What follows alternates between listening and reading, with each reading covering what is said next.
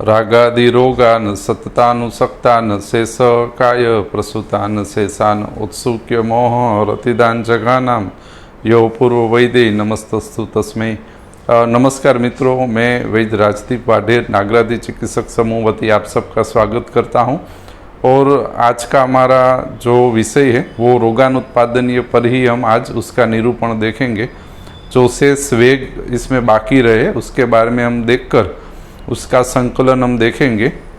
तो यहाँ जो हमारी ये रोगानुत्पादनीय के 3 से 4 जो हमारे लेक्चर हैं उसमें मुख्यतः रोगानुत्पादनीय अध्याय का बीज, किस तरह से इसको रोग निदान और चिकित्सा अर्थ इसका क्या प्रयोजन हमें करना चाहिए, किस तरह से संकलनात्मक स्थिति में इस वेगों को हमें रोगी के साथ जोड़ना चाहिए।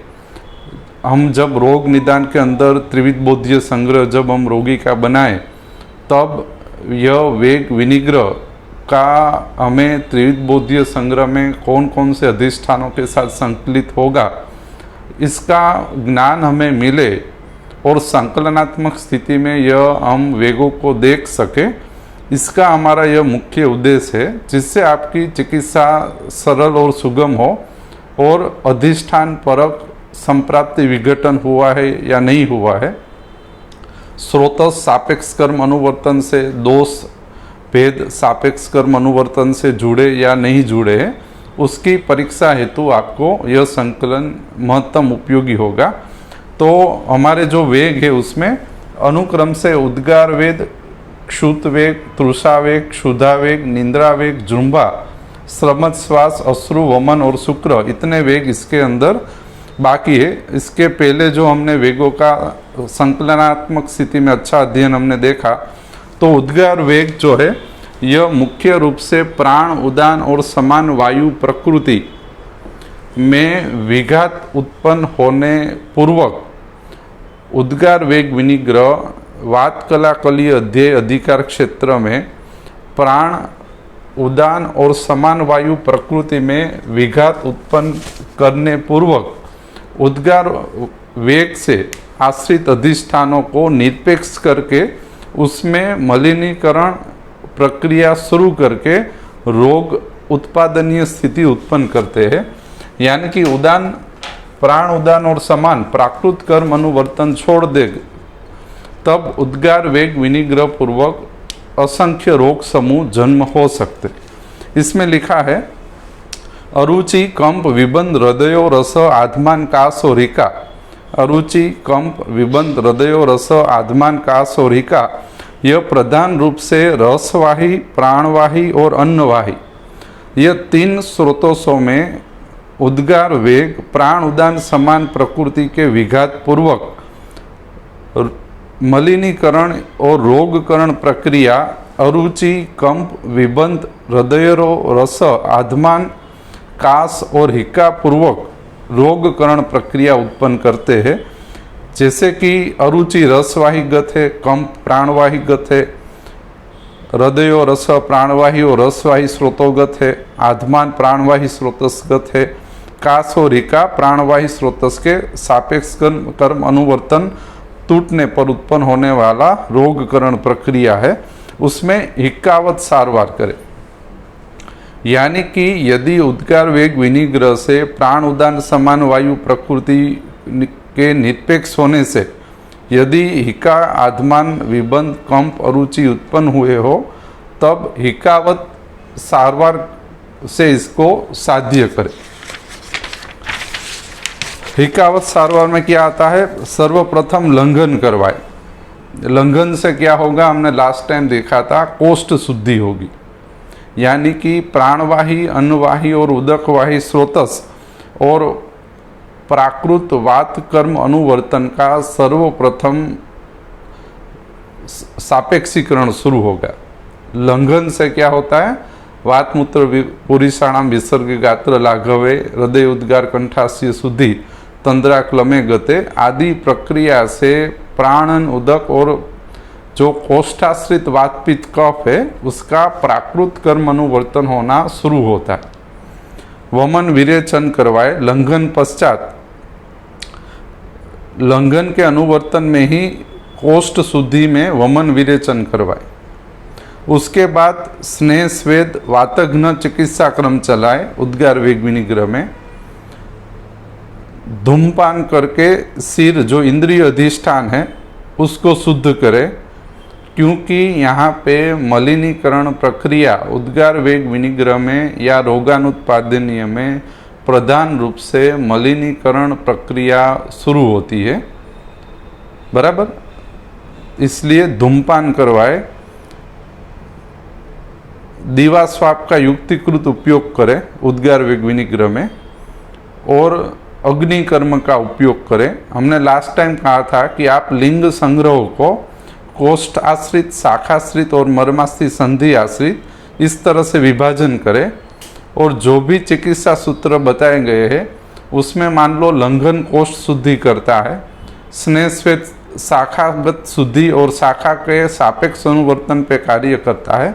इसमें अग्नि कर्म लिखा है। ये अग्नि कर्म जब आपके उद्गार वेग विनिग्रह के लिंग संग्रह प्रधान रूप से मर्मास्थि संधि मार्ग का अनुवर्तन बिगाड़े तब आपको अग्नि कर्मों का उपयोग करना चाहिए, बराबर। नस्य करवाए शिरोविरेचन इंद्रिय स्थान शुद्धि हेतु, और प्रधानतः औषध और अनपान, दीपन, पाचन और अनुलोमन उपयोग करें, बराबर। इसके बाद आता है क्षुत वेग विनिग्रह।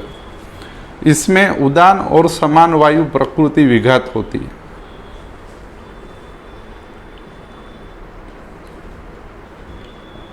यदि छींक के वेग को रोका जाए तो उदान और समान ये दो प्रकृति विघात होती है, और सिर प्रधान रूप से सिर अधिष्ठान और उसके आश्रित इंद्रियों में विघात उत्पन्न होता है, और जो लिंग संग्रह उत्पन्न होते हैं उसमें है शिरोवर्ती, इंद्रिय दौर्बल्य, मनियास्तंभ और अर्दित।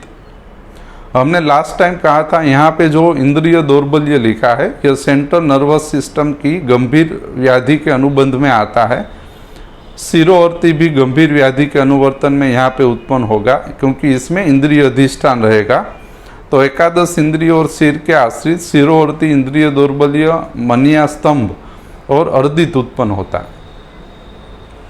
यहाँ पे जो मनियास्तंभ लिखा है वो भी गंभीर स्वरूप में मनियास्तंभ होगा, बराबर, जिसमें क्षुत वेग के अधिष्ठान और उदान वायु और समान वायु प्राकृत कर्म अनुवर्तन से निरपेक्ष हो जाते हैं, बराबर। तो क्या करते हैं, अपने अधिष्ठान में यानी कि सिर और शिराश्रित इंद्रिय, उसमें इंद्रिय दौर्बल्य, मनियास्तंभ, अर्दित और शिरोवर्ती उत्पन्न करते हैं। मान लियो यदि आपके पास इंद्रिय दौर्बल्य, शिरोवर्ती, मनियास्तंभ और अर्दित का रोगी आ रहा है, तो अब यह तय हो गया कि इसमें जो दोष प्रकृति है वो आप जब लिखेंगे निर्देश चतुष्की दोष प्रकृति विघात, तो उसमें आएगा उदान और समान वायु प्रकृति। सिर मुख्य इसका प्राणायतन अधिष्ठान है और एकादश इंद्रिय ही इसका अधिष्ठान। अब इसमें आपको प्राणन, उदक, रस, रक्त, मांस, मेद, अस्थि, मज्जा, शुक्र का कोई विचार नहीं करना है। यह इंद्रिय आश्रित, महाभूताग्नि आश्रित लिंग संग्रह या रोग संग्रह है। आप समझ गए। यदि इंद्रिय दौर्बल्य हो रहा है रोगी में, तब आप समझे यह इंद्रियगत व्याधि है। मर्मास्थि, संधि मार्ग और महाभूताग्नि जो इंद्रियों का अधिष्ठान है उसके आश्रित यह रोग संग्रह है, इंद्रिय व्याधि में आता है। तो क्या करे, तीक्ष्ण धूम, इसकी चिकित्सा क्या है ये देखे। तो लंघन तो करवाना ही है, लंघन पश्चात ही आप अनुक्रम से यह दे। तीक्ष्ण धूम, अंजन, शिरोविरेचन, अर्क अवलोकन, इंद्रिय शुद्धि यानी कि पंचकर्म पूर्वक इंद्रिय शुद्धि करें, और स्नेह श्वेत वातघ्न उपचार और वातघ्न आहार औषध का उपयोग करवाए। तीक्ष्ण धूम, अंजन, शिरोविरेचन, अर्क अवलोकन, इंद्रिय शुद्धि, यह सभी सिर की प्रधान चिकित्सा है। सिर प्राणायतन को ठीक करने हेतु तीक्ष्ण धूम, अंजन, शिरोविरेचन, अर्क अवलोकन और इंद्रिय शुद्धि का उपयोग करें। तो ही यह ठीक होगा। मात्र लंघन दीपन पाचन करने से इसके ऊपर कार्य होना शुरू होगा, लेकिन ठीक नहीं होगा। बराबर। तीसरा वेग आता है अनुक्रम से तृषा वेग, जिसमें प्राणवायु और समान वायु बिगड़ते हैं।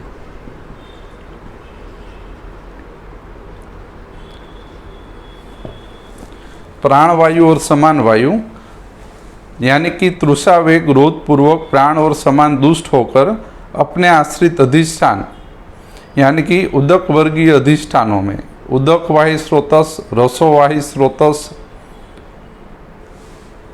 कर्ण इंद्रिय, तृषा, शोष, अंगसाद, बाधिर्य, सम्मोह, भ्रम और रद्गद उत्पन्न करता है। यानी कि रसोवाही स्रोतस उदक वर्गीय धातु को बिगाड़कर शरीर में शोष उत्पन्न करेगा, अंगसाद उत्पन्न करेगा, भ्रम, रद्गद, बाधिर्य और सम्मोह उत्पन्न करेगा।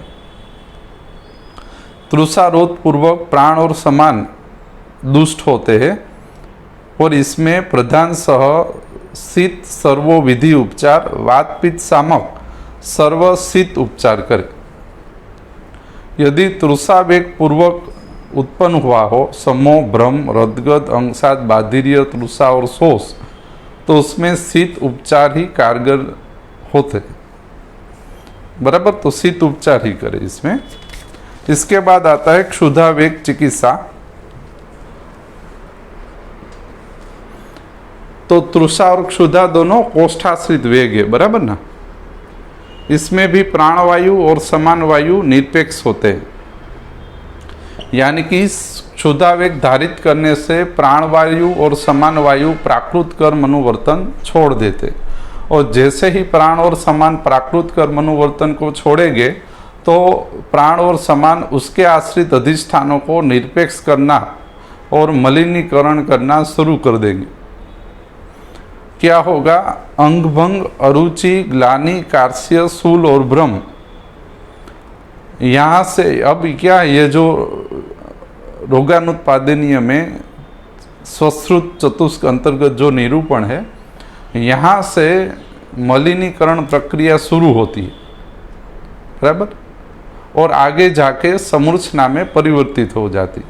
आपको इस तरह से इसको याद रखना है। अंगभंग, अरुचि, ग्लानि, कार्ष्य, शूल और भ्रम पूर्वक अनेक रोग समूह उत्पन्न हो सकते हैं।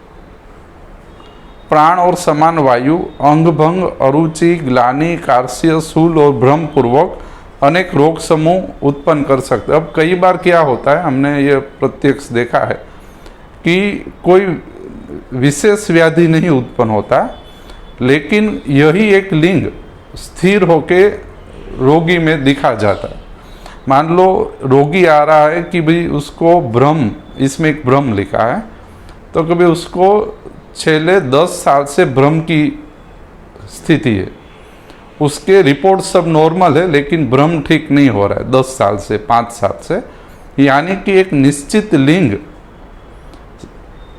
मलिनीकरण के रूप में स्थान संस्थित होके हमारे समक्ष स्पष्ट होता है। तब आपको यह निश्चित वेग संग्रह पूर्वक ही आपको आगे जाना है। क्षुधा रोग में समान और प्राणवायु बिगड़ते, यदि आपको इतना ख्याल आ जाए कि क्षुधा वेग अन्नवायु स्रोतस कोष्ठ आश्रित रहता है, उसमें प्राण और समान बिगड़ते हैं, तो आपका 50% कार्य क्षेत्र आपका तय हो गया कि आपको बस इतने ही कार्य क्षेत्र में आगे जाना है, जिससे चिकित्सा सरल होती है। क्या करें? लंघन पूर्वक, लंघन, साम, निराम, दीपन, पाचन पूर्वक लघु, स्निग्ध, उष्ण, अल्प भोजन सेवन और अन्नवाही स्रोतस की प्रकृति स्थापक चिकित्सा और वातघ्न, अनपान और औषध चिकित्सा करें। लघु, स्निग्ध, उष्ण, अल्प भोजन, अन्नवाही स्रोतस की प्राकृति स्थापक चिकित्सा, वातघ्न, अन्नपान और औषध पूर्वक सारवार करें।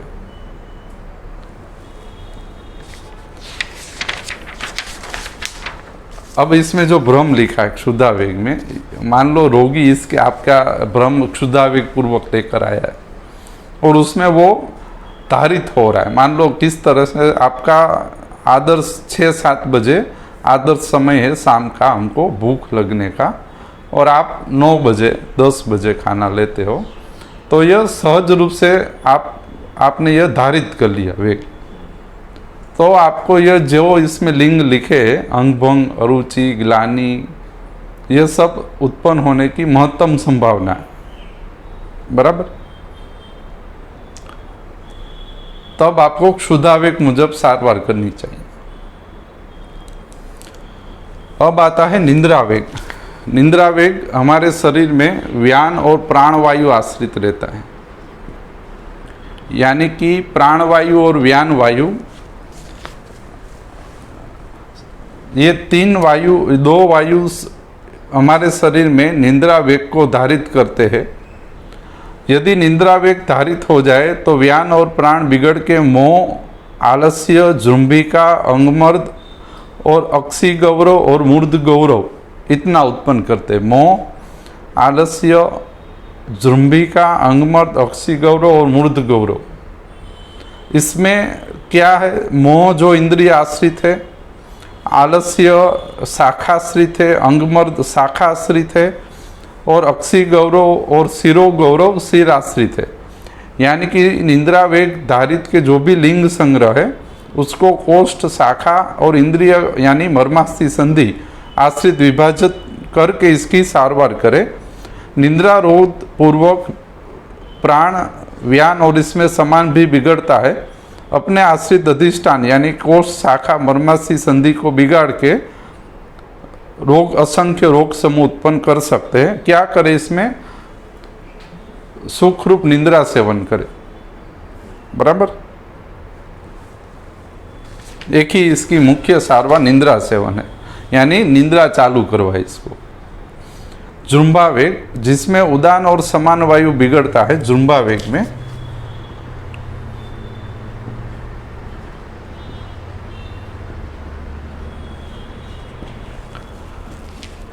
इसमें क्या करे? क्षौथु वेगवत विकार उत्पन्न होते हैं जृंभा में, और उसमें सर्व अनिल हत यानी कि वातघ्न उपचार जृंभा वेग में करवाए।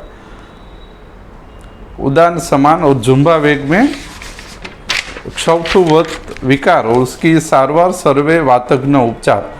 श्रमज श्वास, श्रमज श्वास में प्राण और व्यान वायु बिगड़ते, प्राणवायु और व्यान वायु क्या उत्पन्न करेंगे? प्राण और व्यान अपने आश्रित अधिष्ठान यानी कि प्राणवायु स्रोतस को निरपेक्ष करके श्रमत श्वास, गुल्म, हृदरोग, सम्मोह, श्रम और श्वास उत्पन्न करते हैं।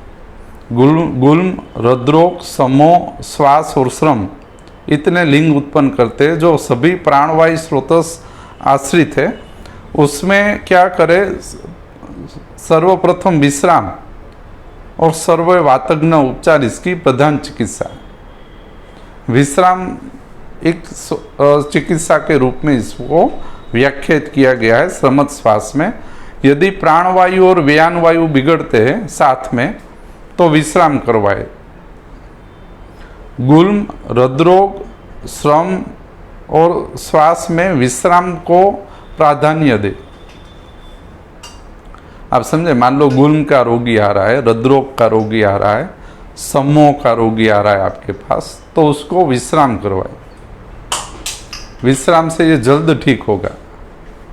श्वास के रोगी को, हृदरोग के रोगी को, गुल्म के रोगी को, सम्मोह के रोगी को और श्रम से पीड़ित रोगी को विश्राम करवाना चाहिए, बराबर। अश्रुवेग, अश्रुवेग में भी प्राण और व्यान वायु बिगड़ते हैं।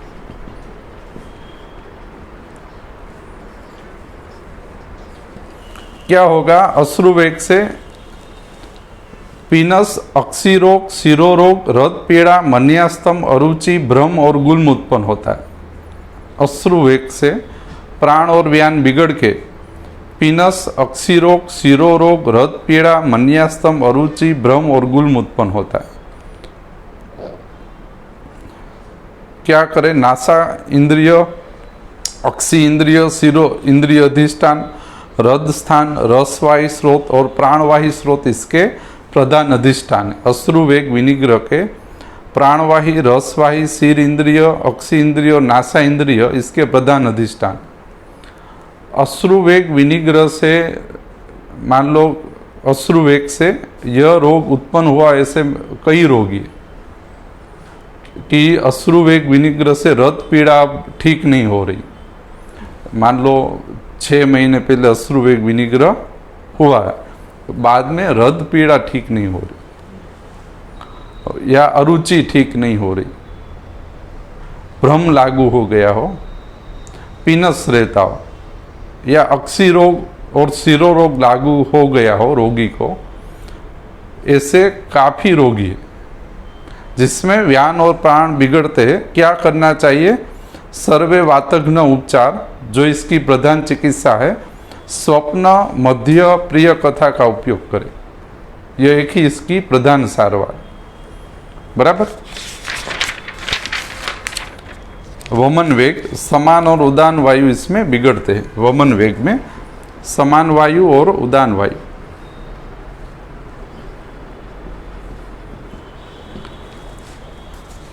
वमन वेग विनिग्रह से रसवाही स्रोतस, रक्तवाही स्रोतस,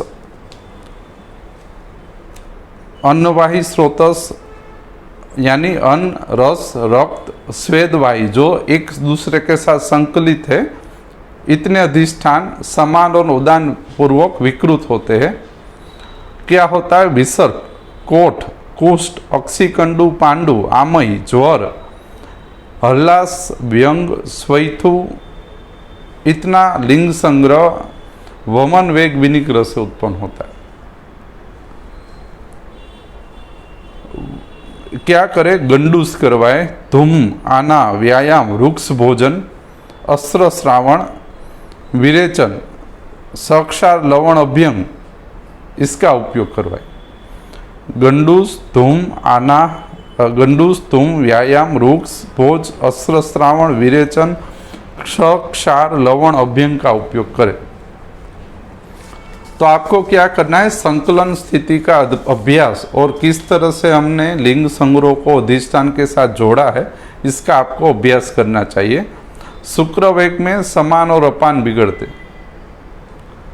अब इसमें क्या लिखा है कि शुक्र जो वेग है उसमें 2 वायु कार्य करते, एक समान है और एक अपान है। तो 2 से ही उसकी प्रकृति आप बदल सकते हो, बराबर।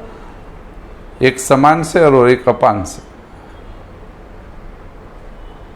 क्या होगा? गुह्य वेदना, स्वैथु, ज्वर, हृदव्यथा, मूत्र संग, अंगभंग, वृद्धि, अस्मरी और संडता। क्या अधिष्ठान है? शुक्रवाही स्रोतस, रसोवाही स्रोतस, प्राणवाही स्रोतस, पुरुषमूत्र स्वेदोवाही स्रोतस। यानी कि शुक्रवाही, रसवाही, पुरुषमूत्र स्वेदोवाही स्रोतस बिगड़ के असंख्य रोग समूह उत्पन्न करते।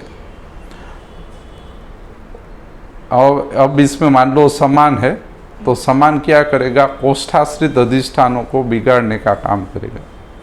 अपान क्या करेगा? पुरुषमूत्र स्वेदोवाही और विसर्जन प्रणाली के साथ अनुबंधित स्रोतों को बिगाड़ने का काम करेगा।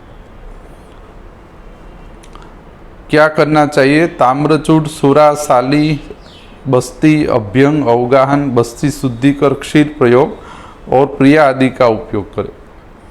ताम्रचूड, सुरा, साली, बस्ती, अभ्यंग, अवगाहन, बस्ती शुद्धिकर, क्षीर प्रयोग और प्रिया आदि का समान अपान ठीक करने हेतु उपयोग करें। इसके बाद आता है धारणीय वेग।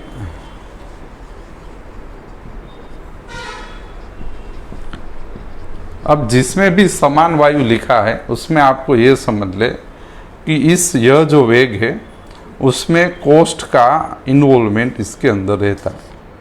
मान लो शुक्र वेग में समान वायु लिखा है, यानी शुक्र वेग के अनुवर्तन में, सापेक्ष कर्म में, उत्पत्ति में या कोई भी उसके प्राकृत कर्म अनुवर्तन में समान वायु और अपान वायु, कोष्ठ और पक्वाशय दोनों इसमें समान रूप से कार्य करते। तो कहाँ पे आप विक्षेपित हो उसको देखकर आपको सारवार करनी चाहिए। अब आता है धारणीय वेग।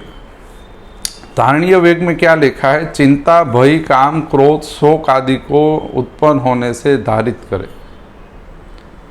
यानी इसका मतलब ये हुआ कि यदि आप चिंता, भय, काम, क्रोध, शोक को धारित नहीं करते हो तो इससे हमारे शरीर में मलिनीकरण सहज रूप से शुरू हो जाता है। बराबर? चिंता, भय, काम, क्रोध, शोक हमारे शरीर में मलिनीकरण प्रक्रियाओं को बढ़ाता है, मल रूप धातु उत्पन्न करता है। इससे क्या होगा? इंद्रियों के कर्मों में विक्षेपित होना शुरू होगा, इंद्रिय कर्म अनुवर्तन बिगड़ेंगे।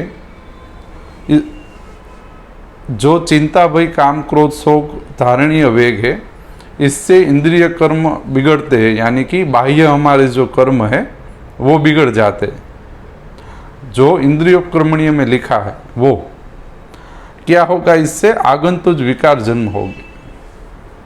बराबर? क्या होगा? भीत, भूत, विष, वायव्य, अग्नि का संग आदि उत्पन्न होगा। बराबर? इसमें क्या करना चाहिए? सत्वावजयी, देव व्यपा से चिकित्सा लागू करनी चाहिए। सत्वावजयी और देव व्यपा से चिकित्सा लागू करें। मान लो हम मोबाइल है हमारा, टीवी है, बराबर, ये जो उपकरण सब है यह धारणीय वेग के अंदर आते हैं। कहाँ से उत्पन्न होते हैं? चिंता, भय, काम, क्रोध, शोक आदि पूर्वक हम इससे संगित होते हैं। बराबर? तो क्या करना चाहिए? सत्वावजयी और देव व्यपा से चिकित्सा इसमें लागू करनी चाहिए। बराबर? सत्वावजय, देव व्यपा से चिकित्सा और सर्ववातज्ञ उपचार। यह रोगानुत्पादनीय की प्रधान जो चिकित्सा है उसमें जो एक मुख्य चिकित्सा सूत्र बताए गए, तद उपरांत यदि रोगकरण और मलिनीकरण शुरू होता है रोगी में तो उदावरत्वत चिकित्सा दे। बराबर? वेग में प्रायः पवन प्रकुपित होता है, यानी कि अपान और प्राण उदान समान व्यान अपान विक्षेपित हो जाते हैं, इसलिए उदावर्त इसकी प्रधान चिकित्सा सूत्र है। अनुलोमन कर आहार, औषध और उदावर्त के चिकित्सा क्रमों को यथा योग्य उपयोग करें।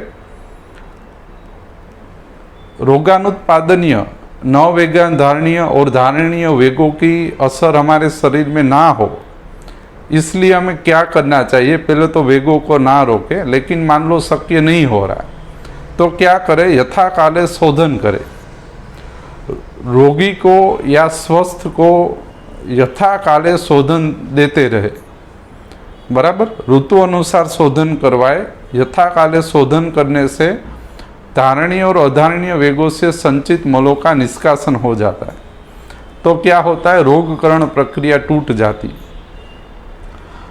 अति संचित मल जीवन नाशकर है, यथा काले मल शुद्धि करे। इसके बाद सक्रम संसर्जन क्रम इंद्रिय शुद्धि पूर्वक उपयोग करे। रसायन और वाजीकरण का उपयोग करे। हृदय, बृहणीय, अन्नपान और औषध प्रयोग करे। दीपनीय अन्नपानों का उपयोग करे। मैंने पहले भी कहा था, जैसे यदि मलिनीकरण हो रहा है या व्याधित स्थिति में रसायन वाजीकरण का हमें अवश्य में अंत में उपयोग करना चाहिए।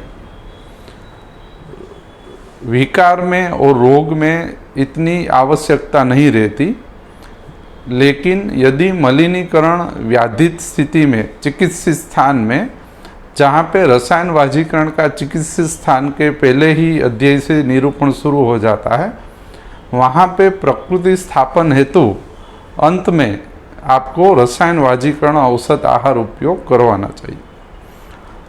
संप्राप्ति विघटन परीक्षा, इसमें क्या है? सर्वे पावक पाटव, यानी कि जठराग्नि, धात्वाग्नि, महाभूताग्नि के सापेक्ष कर्म अनुवर्तन आपको मिल रहे हो,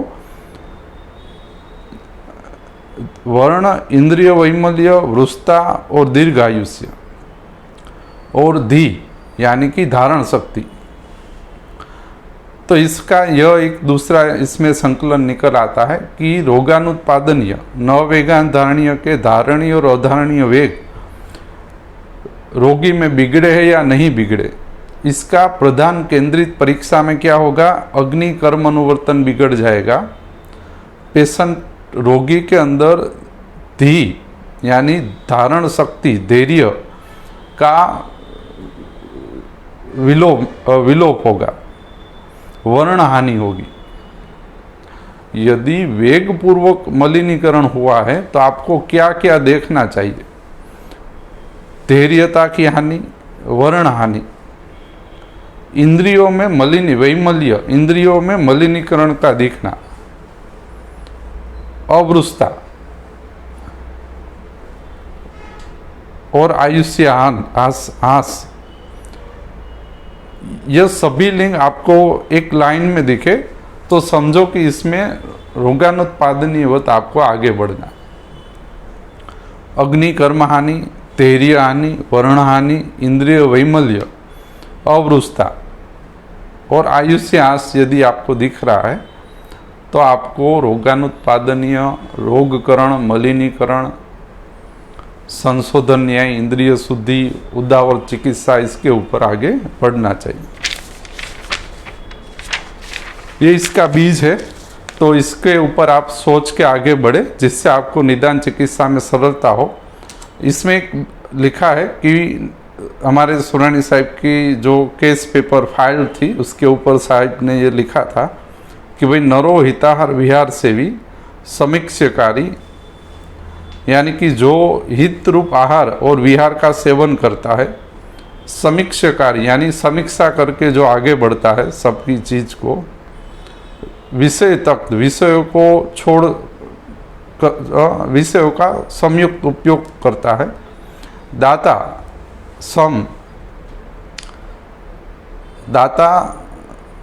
सम रहने वाला, सत्यपरायण, आप्तोप सेवी, भवत्य अरोग, उसको रोग स्थिति उत्पन्न नहीं होती। अब इसका यह निकल के आएगा, यदि आप इस स्थिति में नरो हितार विहार सेवी समीक्षाकारी, विषय तक, दाता सम, सत्यपरायण, आप्तोप सेवी हो तो सहज रूप से आप धारणीय अधारणीय वेगों के बाहर निकल जाएंगे, आप यह इसमें प्रवेश नहीं करेंगे। लेकिन नहीं हो तो ही आप इसमें प्रवेश करेंगे, बराबर। तो ये इसका परीक्षा सूत्र इसमें बताया गया। और ये प्रकृति स्थापन है कि यदि धारणीय अधारणीय वेग की आपने प्रकृति स्थापन दे दिया रोगी को, तो उसमें इतने गुण धारित हो गए, हिताहार विहार सम, सत्यपरायण, आप्तोप सेवी, विषय तक, दाता, इतने लिंग या गुण रोगी में धारित हो गए। Thank you.